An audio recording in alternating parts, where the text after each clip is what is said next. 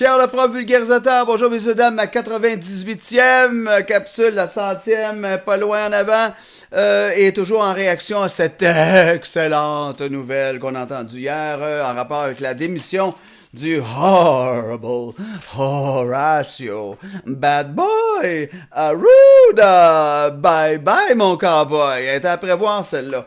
Malgré que c'était pas lui qui avait l'air le plus brûlé dans les trois, là, sur notre panel des trois bozos, Dubé commence à ressembler à Quasimodo, là, tu sais, puis Legault, il est pas le diable plus beau. Tu regardes le nouveau à côté, l'intérimaire Boileau, là, puis mon Dieu, il a de l'air d'une petite jouvencelle toute fraîche, une pucelle, tu sais, qui transpire encore l'eau de rose. Attends mon calice que la carène commence à craquer sur le Titanic, tu vas voir que la face va t'allonger vers le bas toi aussi. Mais on sait qu'on a déjà affaire à un bullshitter qui nous dit qu'il attend prochainement des données scientifiques qui vont justifier les mesures à la con qu'on nous impose, là. J'ai hâte de voir avec quoi qui va arriver, qui va mettre en défaut le Great Barrington Project puis tous les scientifiques du monde entier qui tournent ça en dérision présentement. Boileau, bonne chance. Garde, c'est une tragédie grecque, ça, là. Et puis, t'en fais partie. Puis c'est ton choix. Mais j'ai pas aimé entendre Legault nous annoncer qu'il y aurait des mesures qu'on ferait payer la note aux non-vaccinés.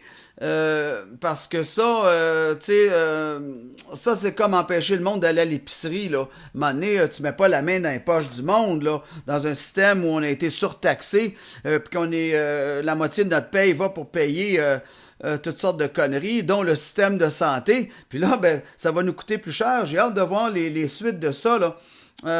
Bienvenue, Monsieur Boileau. Bonne chance aussi.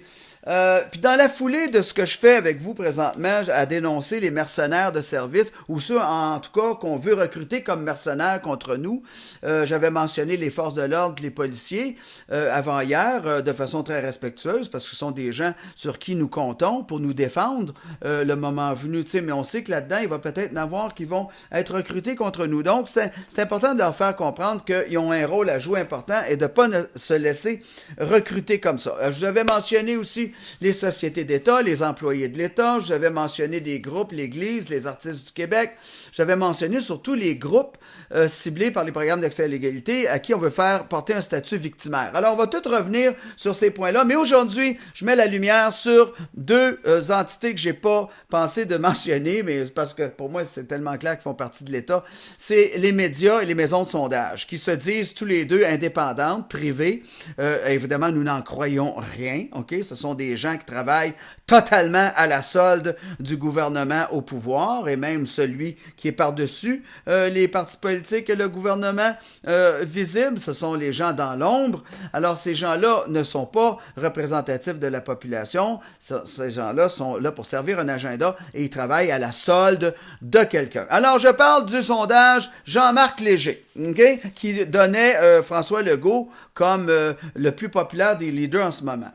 Écoute, parlant de sondage, il y a un sondage un matin, justement, qui nous révélait que, je vais employer les mots exacts, là, le sondage révèle que le taux d'adhésion aux mesures vaccinales s'effrite en ce moment au Québec. C'est quelque chose, ça, c'est un langage qui est très fort. Moi, là, ça m'est rentré, ça m'a fait il y a eu plein d'impact quand j'ai entendu ça, là. Taux d'adhésion qui s'effrite en ce moment. Le bateau coule, les petits boys, ok? C'est pas juste une joke, là. Le bateau coule, ok?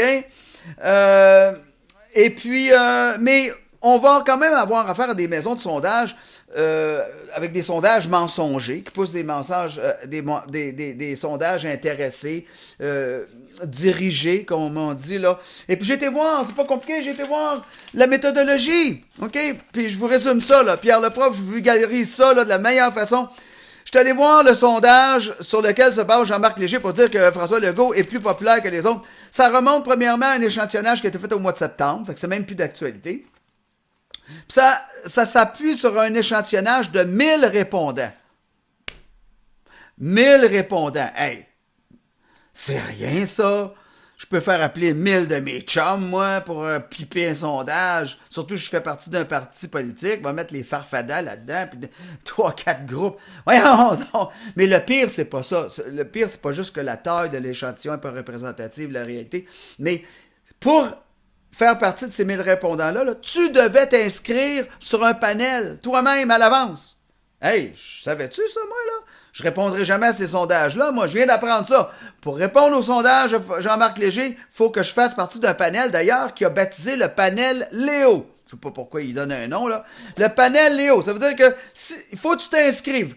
Comprends-tu que c'est encore plus facile de demander aux gens, à tes chums, à tout le monde, puis les gens de ton parti, allez vous inscrire sur le panel Léo! Et je vous pose la question, comment voulez-vous mener un sondage objectif quand vous faites appel à une seule maison de courtage privé? Hein? Il est de quel bord le propriétaire de la maison de sondage privé? Puis surtout quand tu fais appel toujours à la même maison de sondage privé. Voulez-vous me dire que c'est qu'il y a d'objectif et de crédible là-dedans? OK? M'a vous donner la solution, là, une idée, là.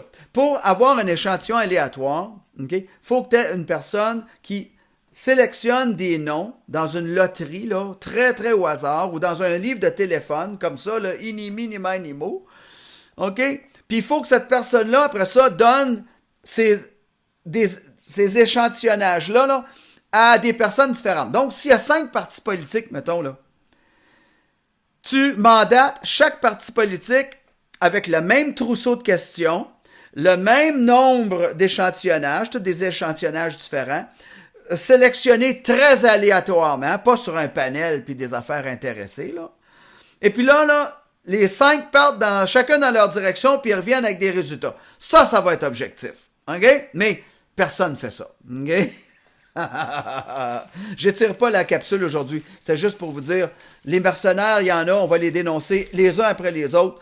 La 99e capsule est déjà en chantier. Je vous reviens avec, cette fois-ci, les gens de l'État, les employés de l'État. Je vais m'adresser aux enseignantes du Québec et aux quelques enseignants qui restent encore dans les écoles pour vous démontrer là aussi à quel point les écoles ne sont plus crédibles à titre de collaborateurs dans le plan de faire une meilleure société et d'amener des jeunes à maturité. OK, je vais vous expliquer exactement pour ça. Je vais dénoncer les formes de sexisme aussi qu'il y a dans les écoles, les erreurs qui sont commises présentement, et je m'attaque aux enseignantes, OK, et aux enseignants. Je n'oublierai pas de les mentionner dans les prochaines capsules, et entre autres choses, là, OK? Et il y aura d'autres groupes ciblés aussi pour compléter notre tableau des mercenaires du Québec qui nous trahissent depuis 2 ans. J'ai eu un flash tout à l'heure. Le bateau coule, les boys. OK, le bateau coule. Alors, la chanson qui me revient toujours quand je pense à bateau, c'est Every night in my dreams I see you, I feel you. That is how I know you are gone. Bye bye. Bye bye mon Arruda, mon Dubé, mon Legault. Votre temps est compté, le fond vous appelle. Je me suis pas pratiqué ben longtemps, comme vous pouvez voir, même que je l'improvise sur le champ. Puis là, j'ai eu un flash. Je suis sur un radeau, tout seul au milieu de l'océan, en train de geler, avant qu'on vienne me rescaper, in extremis. Et là, j'ai Leonardo DiCaprio dans l'eau, qui lâche le radeau parce qu'il est plus capable. Puis là, je vois son visage disparaître au fond de l'eau. OK? Et puis là, c'est plus le visage de Leonardo que je vois, c'est celui d'Arruda. Celui de Legault. Celui de Dubé. Puis à la fin, c'est celui de Boileau, le nouveau, qui aura jamais eu une plus belle occasion de porter son patronyme. Au revoir.